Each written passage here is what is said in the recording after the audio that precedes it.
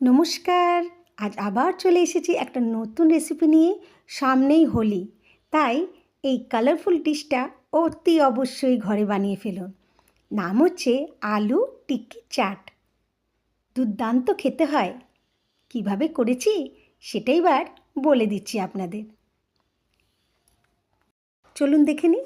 প্রথমে আমি আলুগুলোকে সেদ্ধ করে নিয়েছি, তারপর গ্রেট করে নিয়েছি।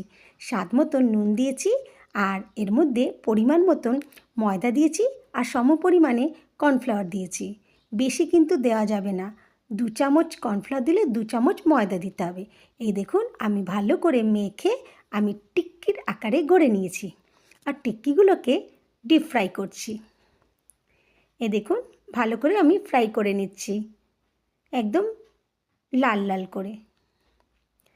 যখন ফ্রাই হয়ে যাবে তখন আমি দেখুন তুলে নিলাম। এরপর একটা কাজ করতে হবে, সেটা অবশ্যই এই টিক্কির জন্যে করতে হবে। দেখুন, আমি একটা ঘটির সাহায্যে টিক্কিগুলোকে চেপে চেপে আরও ফ্ল্যাট করে দিলাম। আপনাদের কাছে ঘটি না থাকলেও বাটি বা গ্লাস দিয়েও করতে পারেন।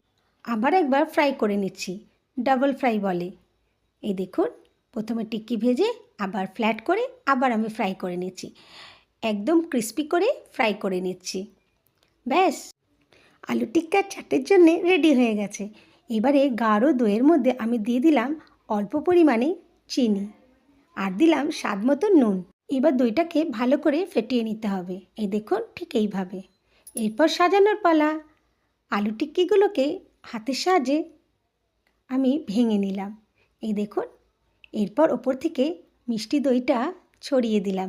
একটু বেশি করেই দেবেন। ওপর থেকে দিলাম ধনেপাতা আর পুদিনা পাতার চাটনি। এই দেখুন, তারপর দিয়ে দিলাম মিষ্টি চাটনি। এটা আমি গুড় আর তেঁতুল দিয়ে মিষ্টি চাটনিটা তৈরি করে নিয়েছি।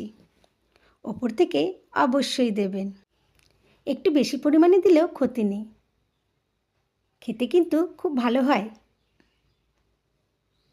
এরপর ওপর থেকে আমি দিয়ে দিলাম ভাজা মশলা। জিরেটাকে গুঁড়ো করে ভাজা মশলা তৈরি করে নিয়েছিলাম। ওপর থেকে দিলাম বেদানা। দারুণ দেখতে লাগছে, কি কালারফুল হয়েছে, তাই না? তারপর থেকে আমি একটুখানি লঙ্কার গুঁড়োও দিয়েছি। এরপর আমি একটাতে দিয়েছি পেঁয়াজ কুচি। যদি না ভালো লাগে তাহলে দেবেন না। ওপর থেকে বিট নুন ছড়িয়ে দিয়েছি, আর তার ওপর থেকে ঝুরি ভাজা। উফ, কি দারুণ দেখতে হয়েছে। চলুন চলুন, তাড়াতাড়ি করে ফেলুন। আজকের মতন এইটুখানি, আবার নতুন রেসিপি নিয়ে চলে আসবো আপনাদের সামনে। সুস্থ থাকবেন, ভালো থাকবেন, কেমন?